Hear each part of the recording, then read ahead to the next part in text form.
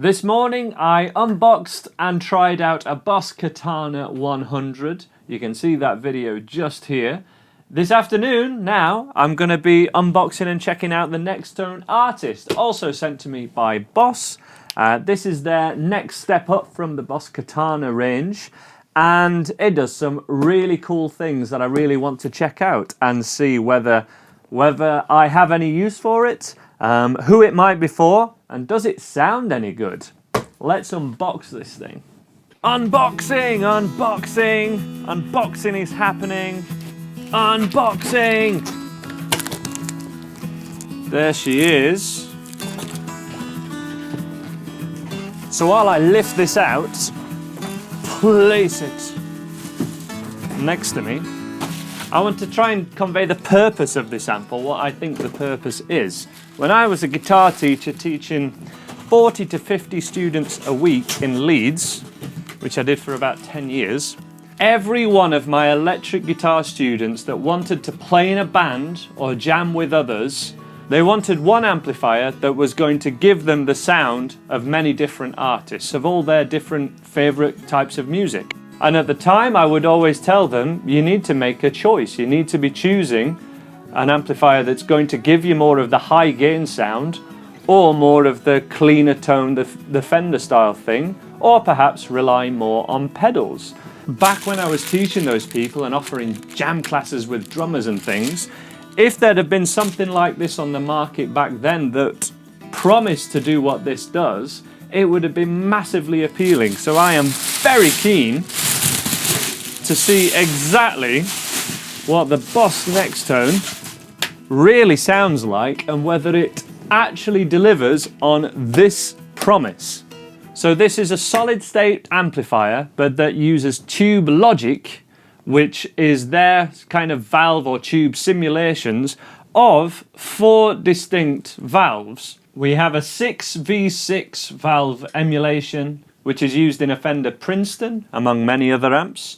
We have the 6L6, which is used in a Fender Hot Rod Deluxe, really cool amplifier. EL84, which is used in a Vox, something like an AC30, and then the EL34, which is the classic Marshall tone. So what this claims to do is simulate 4 iconic amplifiers that have given us so many great songs over the years, all in one amplifier, and it's got a grey grill cloth as well, and amps with a grey grill cloth are just better, absolutely, in my opinion. Of course, I would argue, it doesn't really matter how closely these simulate certain amplifiers. What matters is, do you like the sound of it? Can you find your favourite? And is there enough of a difference to warrant this function? That is what I'm going to be focusing on in this video. Let's see what it sounds like.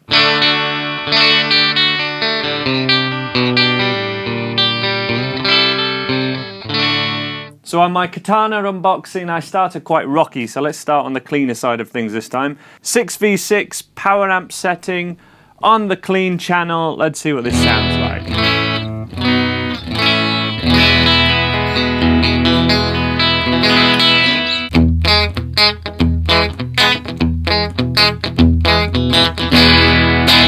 Okay, just clicking through, see if we can hear a difference.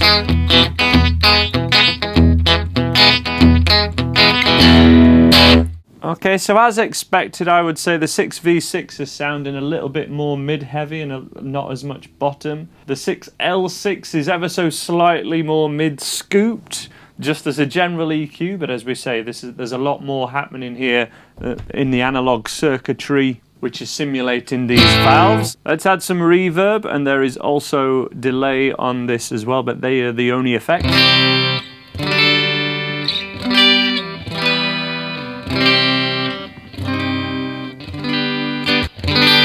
Nice sounding reverb.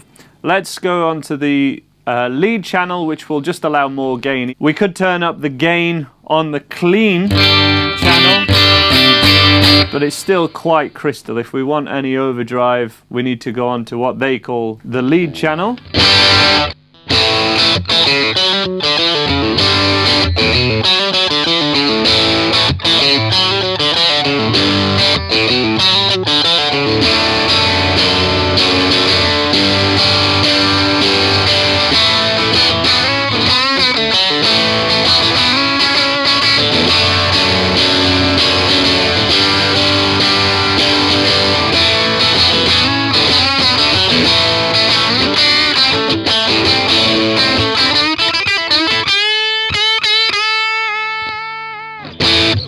So in my opinion, that is already doing something that the Katana does not. The 6L6 setting is giving me what I would want from an overdriven Fender amp. A Fender amp that's driven a little bit too hard and is just starting to crunch up and giving that my amp can't cope good sound. That's what I kind of want.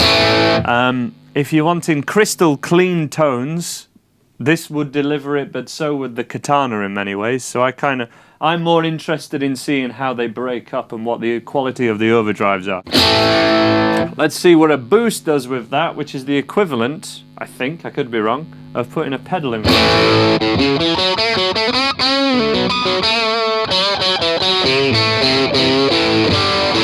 That sounds great to me.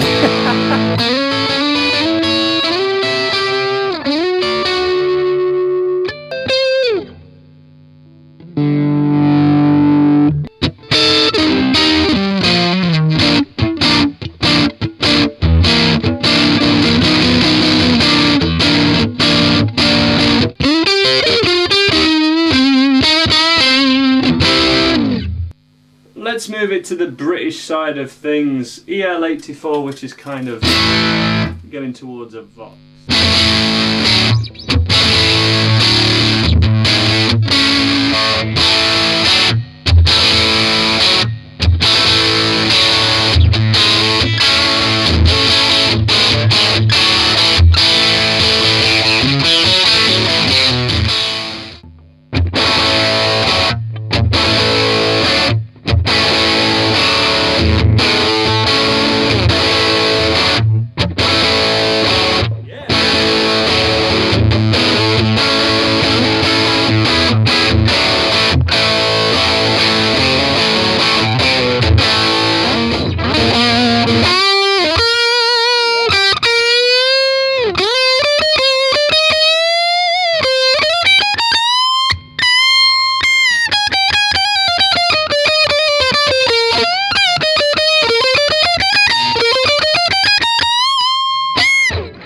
That definitely has that Vox thing, that Brian May thing. Even with the Les Paul, this sounded so different in the Boss Katana. Like, undoubtedly, and look, we're talking about the subtleties. And I don't know how much this is coming across when this is mic'd up, how it's sounding there, how it sounds like on a mobile phone when you're listening to it there. But in the room, that... I'm not sure it's exactly Vox, because it's responding like a real amplifier is the big thing. And again, are we trying to recreate another amplifier exactly, or are you just trying to find a sound that you like? I really like what that's doing. It's definitely got that Vox thing about it. What about the Marshall? Let's start off a little cleaner.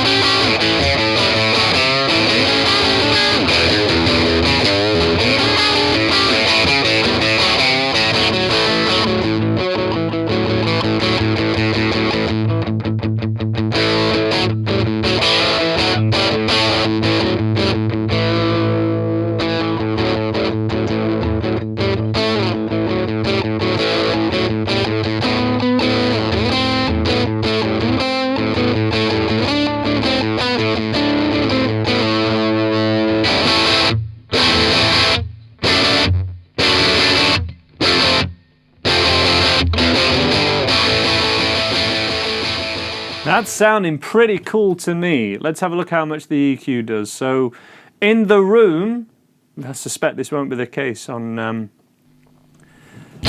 camera.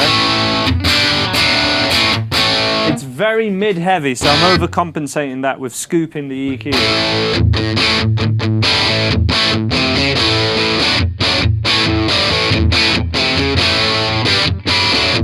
That is more to my taste.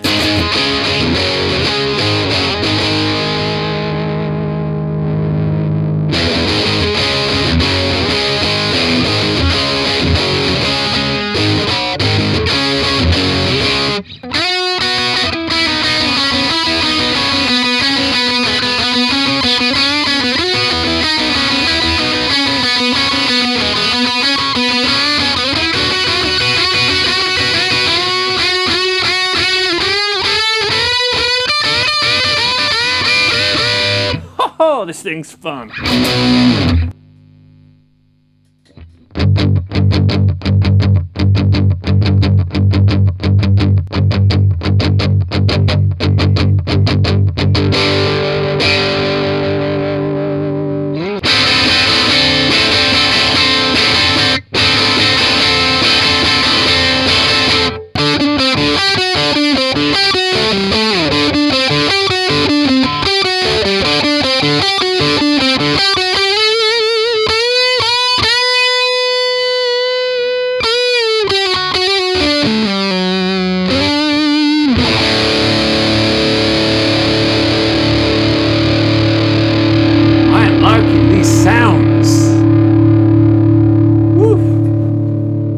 Alright, can it go metal? Can it really do metal at all?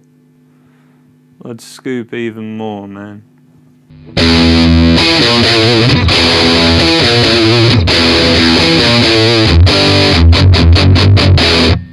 It doesn't really, it's all vintage. Even with mid-scoop in it. And that's the beauty of it though, I would argue. It is definitely simulating vintage tones. I really want to see what my Gretsch sounds like through it. So this is my Gretsch Electromatic. It's about 15 years old.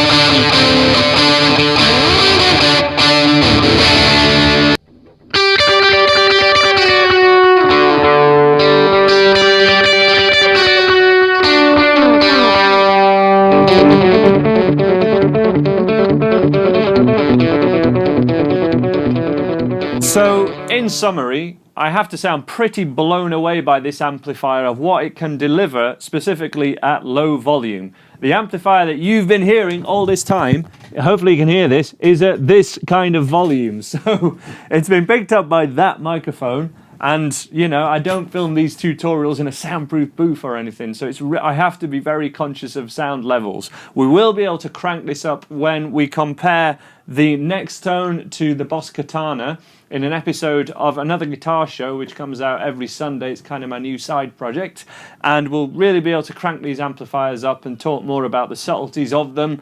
But I have to definitely finish with, I will be using the Nextone far more for tutorials when I need to get the subtlety of those vintage amp tones, and that is where my love kind of is. When I saw this amplifier come out, I thought, if that delivers anywhere close to what it promises to do at low volumes, then I will be absolutely sold on that, and it absolutely has. I look forward to seeing what it sounds like when it's cranked up and whether that detail still comes through.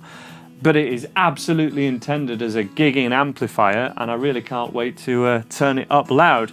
Especially, I have to say, it was really impressive with the Les Paul going through, so Les Paul through the EL84 and EL34s, and then the Fender going through the Fender valves. That was when the amplifier really sang. This connects to a computer and has patches that you can save in the same way as the Katana does. But this is going for a different thing. It's going for that vintage sound. I think it emulates it a lot better and does what I would want this style of amplifier to do. And let me know what you think in the comments below. And check out the next episode of another guitar show where we'll be using this Boss Nextone and comparing it at high volumes to the Boss Katana. I hope to see you there. I'll leave it on the screen when it is live. Subscribe if you haven't already. And thanks for stopping by.